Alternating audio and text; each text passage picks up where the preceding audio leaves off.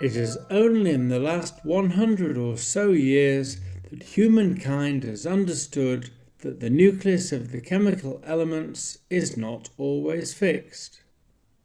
It can change spontaneously from one element to another. The name for this process is radioactivity. You probably already know something about the nucleus. It's much tinier than the atom.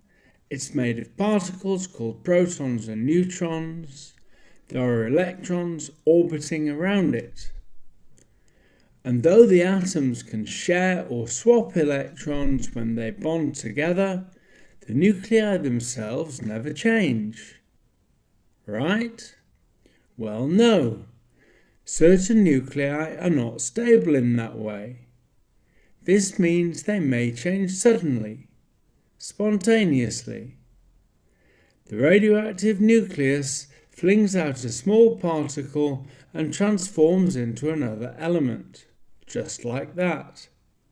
For example, a carbon nucleus can eject a fast-moving electron and turn into a nitrogen nucleus. There are two different particles that can be emitted from radioactive nuclei, though never together. The very fast electron is known as a beta particle. If you know a little bit about electrons, you may be thinking, what was the electron doing in the nucleus in the first place? The answer is that a neutron in the nucleus spontaneously changed into a proton, which stayed behind, and an electron flew out as a beta particle. This is not what chemistry has taught us to expect. The nucleus is supposed to be stable.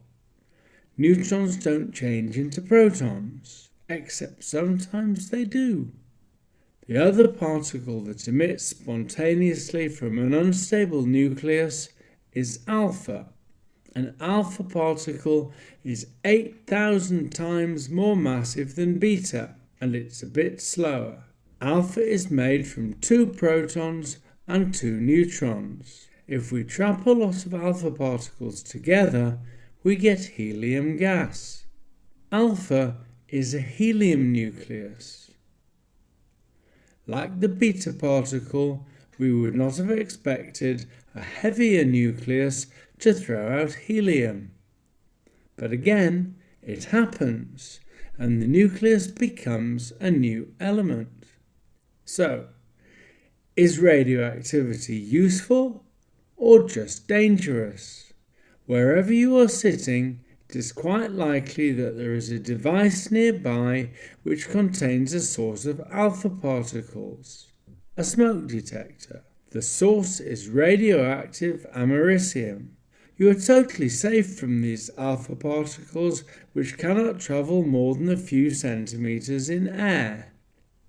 Beta particles penetrate much further through materials than alpha can.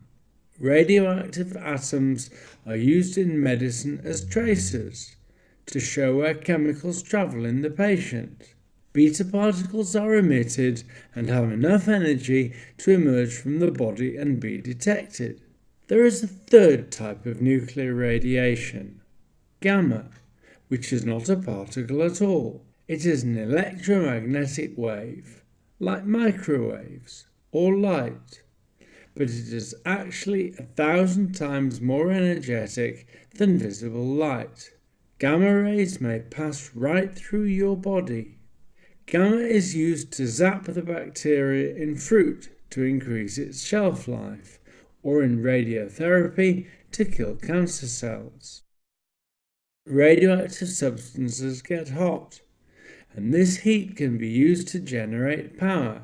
This heat has been put to use in space probes and, in the past, in pacemakers for hearts. The more abruptly nuclear radiation is slowed down, the more damage it does to the atoms it hits. This is called ionization. Alpha causes the most ionization as it crashes into other atoms, and gamma the least. For humans, The most serious effect of radiation is the damage that it can cause to our DNA. Although alpha cannot penetrate your skin, if you inhale or ingest a radioactive nucleus, the health consequences can be severe. Radioactivity is both useful and deadly, but it is all around us as a background to the natural world.